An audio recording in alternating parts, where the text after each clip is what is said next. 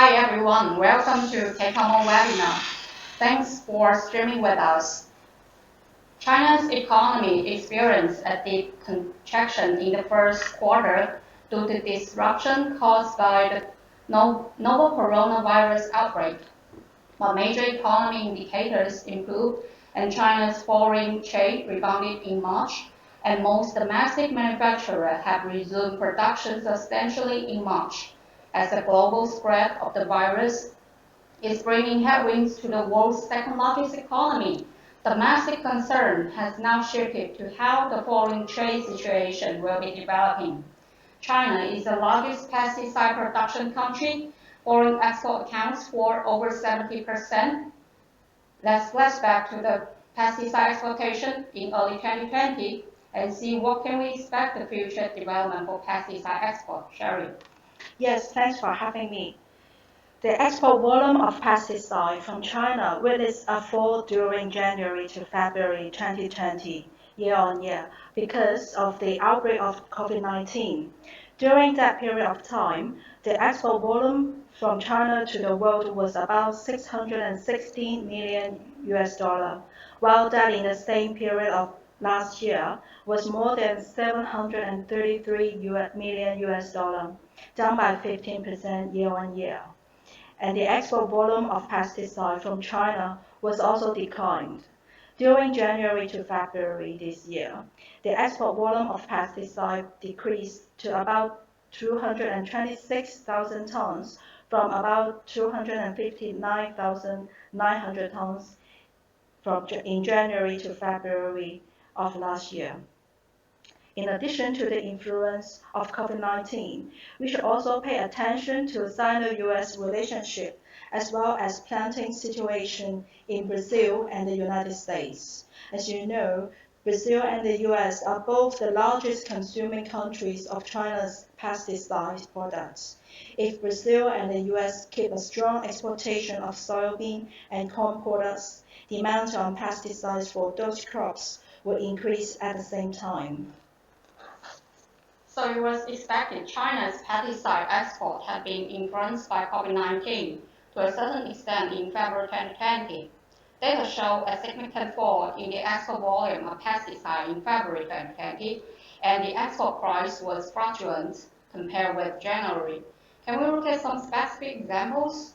Sure, just to name a few, we can see from the above 5 pesticides, a significant decline in export volume is chlorphonium in February 2020, a total of 664 tons, down by 81% compared with January this year, and 84% compared with February last year. In addition, the export volume of mancozeb, acetochlor, and imidacloprid was found a significant month-on-month and year-on-year decrease. The export volume of atrazine in February showed a downward trend compared with January 2020, but it increased compared with February 2019. In terms of export price, these AIs in February remained stable compared with January this year. Well, on top of price, can we expect increase in volume in short term? Let's see if we can find any clue from January to February 2020 and the same period in 2019 by specific AIs. The export volume of chlorphonium technical and formulation both showed a significant decline in February this year, month on month. China's average export price of this AI in February was over $5 per kilo, down by 2% month on month and 20% year on year. The average export price of atrazine (TC) increased by 4% month on month, but down by 21% compared with last year. China's export of glyphosate technical and formulation products in February showed both significant month-on-month decrease, especially for glyphosate formulation. As for price, the export price of glyphosate went down compared with that in January. Reason behind was logistic limit in February. Due to the COVID-19 spread, China got less export orders in February. China exported 28,152 tons of glyphosate in February, down by more than 55% month-on-month and over 50% year-on-year. Yes, there was a sharp month-on-month decline in export of Imidacloprid TC and formulation product in February 2020. However, there was an increase in the export price of Imidacloprid, especially that of the formulation products. China had totally exported 460 tons of this product in February, while a month-on-month decline of 78% and a year-on-year decline of 70%. Time is limited, so we won't talk about all the affected products. If you have any specific products that you would like to know about the specific impacts, please contact our account manager for more details. In a nutshell, China's pesticide export had been influenced by the COVID-19 epidemic to a certain extent in February 2020. A significant drop was seen in the export volume of pesticides in this February, and the export price was fluctuate compared with that in January. Let's find out the impacting factors. Currently, the whole world is fighting against COVID-19 and is hitting China's pesticide export in the aspects of sales, logistics, production, raw material, and so on. Amid them, logistics and transportation has become the major factor that influences the pesticide export. The pandemic has made foreign merchants' entry into China impossible. Therefore, most of them have cancelled the plans of traveling for exhibitions, on-site visits, resulting in obstacles in carrying out international business negotiations for domestic companies. And that influence directly the chances of signing contracts and clinching deals.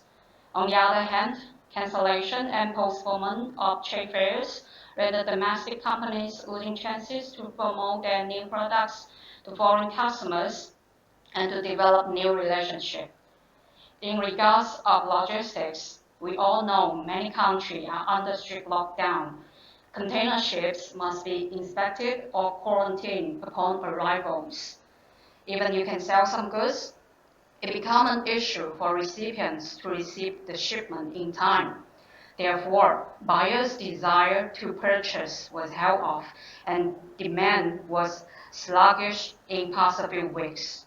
We talked about impact on production in February in our last episode. We're not going to dig into details again here, but production, sales, and demands are linked up together. If there was no demand, no sales could be done, and upstream supplier and producer will be very wary. In February, the sudden outbreak of COVID-19 caused delay in resumption for some companies. Some companies said that the policies lacking of raw material and protective materials and basic salaries, manpower shortage have influenced their resumption. But that page was flipped over. However, if the pandemic would have been better contained, countries keep locking down for a longer time. Buyers won't easily place orders. Producers have to control the inventory. Everyone holds a wait-and-see attitude. Manufacturers and exporters should think and prepare for the worst scenario. What has to be done if in the future 6 months things are still difficult? While speaking of production, we trace back to the output of pesticides. From 2014 to 2019, output of Chinese pesticide fluctuated. From January 2020 to February, the output reduced year on year. China is achieving zero increase in pesticides imports. The overall pesticides output decreased steadily. In addition, the Chinese government has imposed stricter environmental policies for chemical and agrochemical industries. Unqualified companies have been whipped out this year. The market situation will be more complicated. Despite Chinese industry are recovering, we can't overlook the current situation, which doesn't do good for the export companies. We also mentioned opportunities in our last episode, but can't deny that the negative factors still exist and will last for a while. The lockdown policy in overseas countries leads to sluggish demand and from overseas buyers. So, the most important to explore and stimulate demand from the market, Chinese companies should also use this situation as an opportunity to review their business plans and accelerate business transformation by updating production technology and adopting digitization. We've received some signals and voices to reopen in some foreign countries, like the United States is planning for reopen in May, with many governments across the globe introducing various relief policies for industries. Chinese companies should monitor their developments closely for aspects that may be relevant to them. Since pesticides are basic agricultural products, countries must make moves to ensure the normal harvest and planting goes smoothly when it comes to the buying seasons. To furnish for food grain, crop protection products are essential. On the other hand, Indian lockdown further extended to May. Some of these Chinese companies might be able to take over the market share from their Indian competitors. Despite the negative impact, the Chinese government has made some policies to spur pesticide exportation. Ministry of Commerce released a notice of helping foreign trade companies overcome difficulties and reduce losses in COVID-19 outbreak. MOF and STA jointly issued a notice of raising export tax rebates on some products. If you are exporters, please check the following: rebating taxes of exported products. Second, guiding financial institutions to increase foreign credit loan placement and delaying repayment of capital and interest. In particular, those promising micro, small, medium foreign trade companies affected considerably by the epidemic will be entitled to extended loan repayments following effective negotiations as a supportive way for their work resumption. Third, supporting commercial insurance enterprises to provide short-term export credit insurance services and pare down insurance rates. Fourth, working to prepare for the China Import and Export Fair to be held in spring and proactively facilitating trade with foreign countries. To ease companies' financial and operational pressure in the area of logistics, China has temporarily lowered transportation costs for importers and exporters as part of efforts to fast-track production resumption and keep the foreign trade sector afloat. There are policies for foreign investors as well, further reducing negative lists for foreign investment access and enabling more overseas investors to enjoy preferential tax and other policies through expanded industry catalogs of overseas investments, providing tax and expense reduction to both domestic and foreign-funded enterprises. So we should stick to the policies because there are more policies coming on the way from the government to spur the exportation. Let's take a look at the Indian. China and India have booming chemical and agrochemical industries. Both countries are producing and exporting intermediate and pesticide technical products. India provides various pesticide products and competes directly with China. Let's take a look at the major products that India exports. The outbreak and worldwide spread of COVID-19 affected the Indian economy. To curb the situation, India announced a nationwide lockdown further extended to the 3rd of May. that raised concern about the global agrochemical supply chain. There is always a fierce competition between Indian and Chinese agrochemical companies. Both are pesticide technical producers. Their representative competing products include glufosinate-ammonium dicamba, ispeolthrine, and megazobate.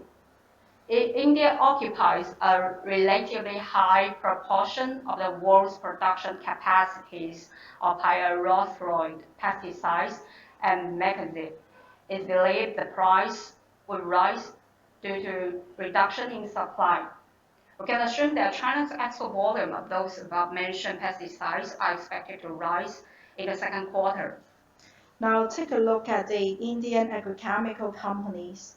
UPL and Sharda Cropchem are export-oriented enterprises in India.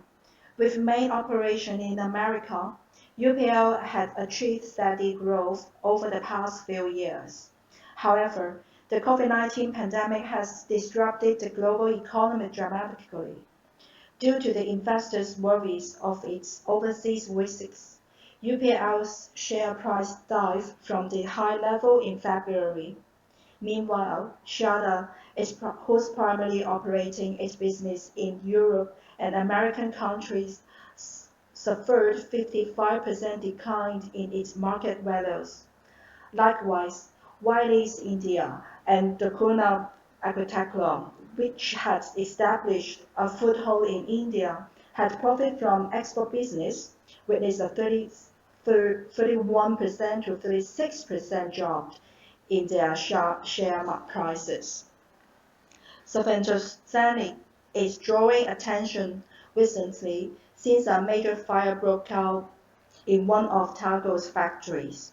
Tago's contributes most exportation of such AI to Argentina, the United States, and Brazil.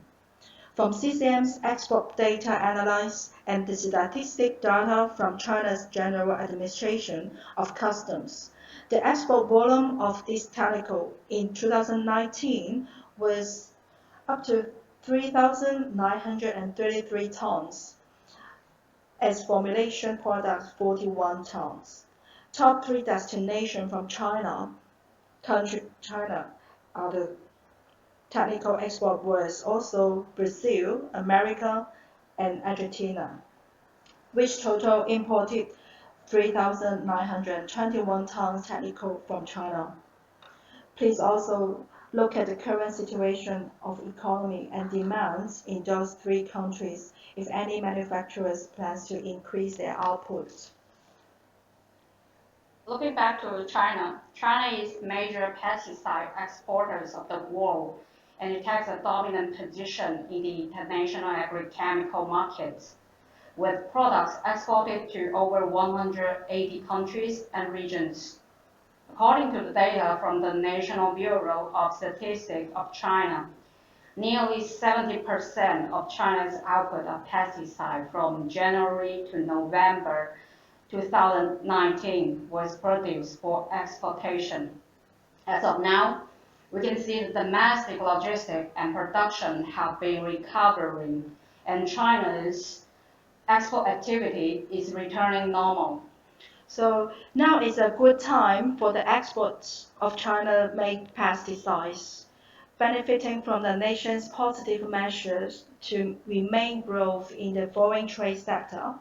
Export orders which were backlogged during the production suspension period by the pandemic were delivered successfully, shrinking the drop of both China's export values and import values in March significantly.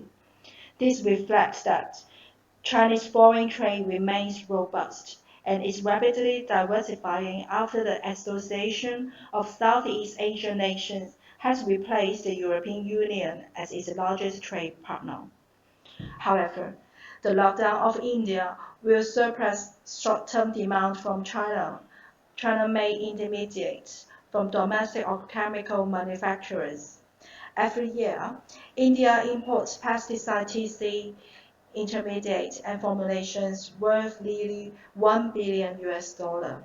Around 50% of those products are imported from China. Likewise, some Chinese agrochemical production will also be affected due to the limited intermediate imports from India.